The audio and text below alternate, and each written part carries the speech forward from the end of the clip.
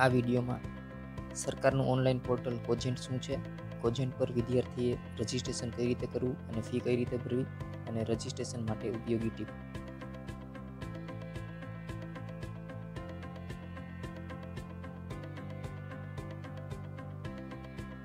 કોજેન્ટ શું છે?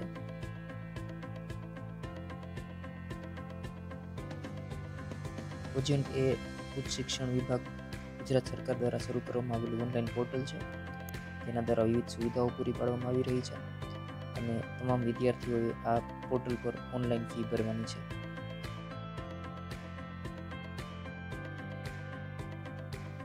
વિદ્યાર્થીએ સૌપ્રથમ રજિસ્ટ્રેશન કરવાનું છે. તે માટેના સ્ટેપ આ પ્રોસેસ વિદ્યાર્થી પોતાના મોબાઈલમાંથી પણ કરી શકશે.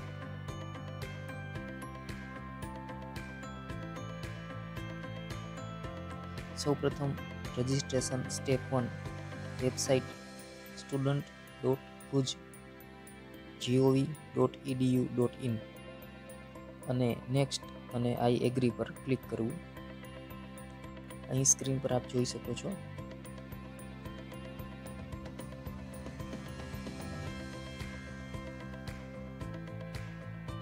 Registration step number 2. ત્યારબાદ સ્ક્રીન પર દર્શાવ્યા પ્રમાણે ઈમેલ, મોબાઈલ નંબર, પાસવર્ડ અને રજિસ્ટર પર ક્લિક કરવું. રજિસ્ટર પર ક્લિક કરવામાં આવશે એટલે મોબાઈલ અને ઈમેલ પર ઓટીપી આવશે.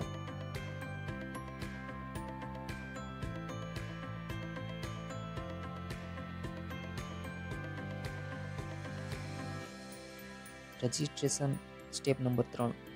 મોબાઈલમાં આવેલ ઓટીપી અહીં લખવો અને એવી જ રીતે મેઇલમાં આવેલ ઓટીપી લખવો. વેરીફાઈ પર ક્લિક કરવું જેથી સ્ક્રીન પર સક્સેસ એવું ડિસ્પ્લે થશે. આ રીતે રજિસ્ટ્રેશન સ્ટેપ અહીં પૂરું થાય છે.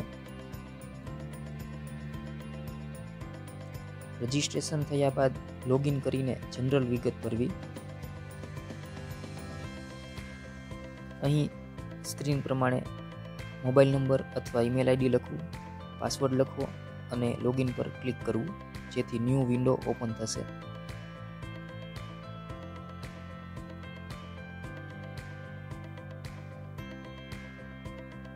ત્યાર પછી HSCની છેલ્લી જે વિગત હોય, છેલ્લી માર્કશીટની તે વિગત સિલેક્ટ કરવી અને ફેચ ડિટેલ પર ક્લિક કરવું.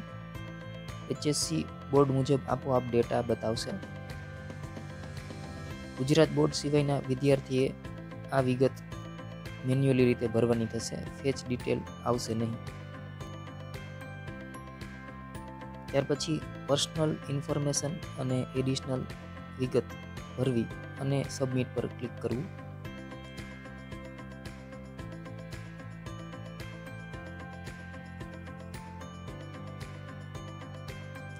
ત્યાર પછી ડોક્યુમેન્ટ અપલોડ કરવા. HSC તમામ ટ્રાયની એક PDF 1 MB થી ઓછી, કેટેગરી અને નોન ક્રિમિલેયર સર્ટિફિકેટ એક PDF 1 MB થી ઓછી લાગુ પડે તેને, પાસપોર્ટ ફોટો JPG 50 KB થી ઓછો અને સ્કૂલ LC અપલોડ અને નેક્સ્ટ કરવું. યુનિવર્સિટી, કોલેજ અને સંસ્થાની વિગત. અહીં સ્ક્રીન પ્રમાણે પ્રોગ્રામ લેવલ, સંસ્થાનું નામ, સેમેસ્ટર વગેરે સિલેક્ટ કરવા. એનરોલમેન્ટ નંબર લખવો જે સેમેસ્ટર 1 ને લાગુ પડશે નહીં અને સબમિટ પર ક્લિક કરવું. ત્યારબાદ અપડેટ ઇન્સ્ટિટ્યૂટ ડિટેલ પૂછશે. જો ફેરફાર હોય તો ફેરફાર કરવો, ફેરફાર ન હોય તો યસ પર ક્લિક કરવું.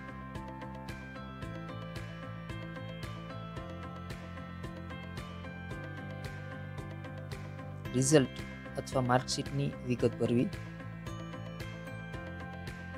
આ સ્ટેપ સેમેસ્ટર 3 અને સેમેસ્ટર 5 માટે જ છે. સેમેસ્ટર 1 ને લાગુ પડતું નથી. અહીં દરેક સેમેસ્ટરની વિગત ભરવી અને માર્કશીટ અપલોડ કરવાની છે. માર્કશીટ 1 MB થી ઓછી હોવી જોઈએ અને સબમિટ પર ત્યારબાદ ક્લિક કરવું.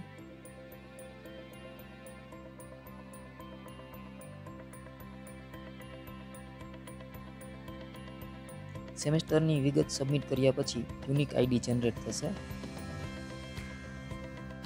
આ રીતે સ્ક્રીન પ્રમાણે દરેક સેમેસ્ટરની વિગત ભર્યા બાદ સબમિટ કર્યા પછી યુનિક આઈડી જનરેટ થશે.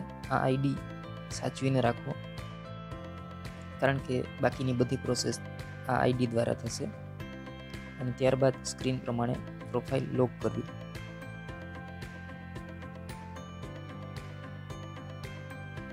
અહીં રજિસ્ટ્રેશન સ્ટેપ કમ્પ્લીટ થાય છે. હવે પછીની ફીની પ્રોસેસ કરવાની રહે છે.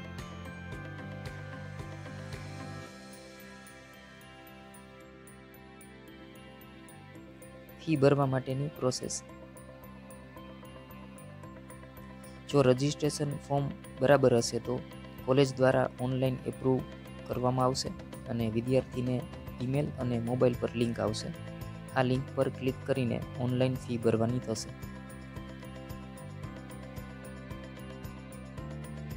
અહીં ફી પ્રોસેસ કમ્પ્લીટ થાય છે.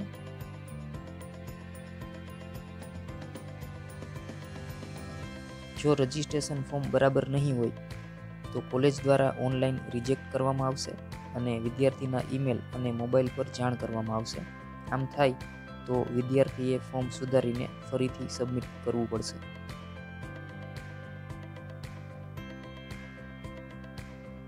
ફોર્મ ભરવા માટે ઉપયોગી ટીપ. Tip number 1.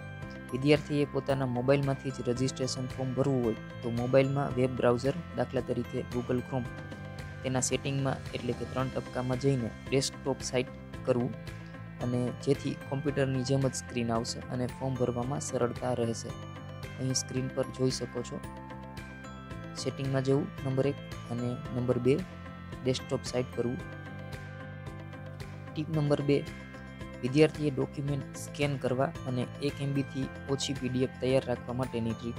કોઈ સોફ્ટવેર કે એપની જરૂર નથી, મોબાઈલમાંથી જ થઈ જશે.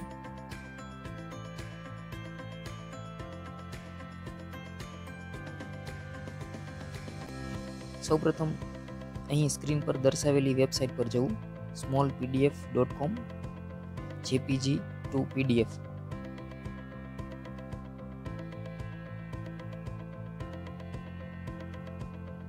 ચૂઝ ફાઇલ પર ક્લિક કરવું.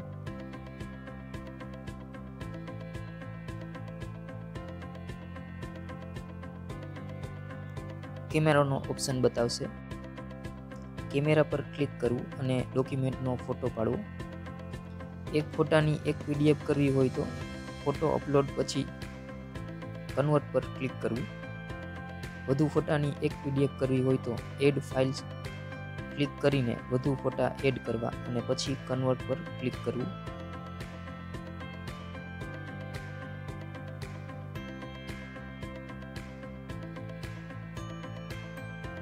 અહીં PDF ડાઉનલોડ કરવી. જો ફાઇલ MB ઘટાડવા હોય અથવા જો વધુ ફોટા હોય તો કમ્પ્રેસ PDF ઓપ્શન હશે. તેમાં basic compression and choose option અને ત્યાર પછી PDF ડાઉનલોડ કરવી. તો આ રીતે તમારી PDF કમ્પ્લીટ થઈ જશે.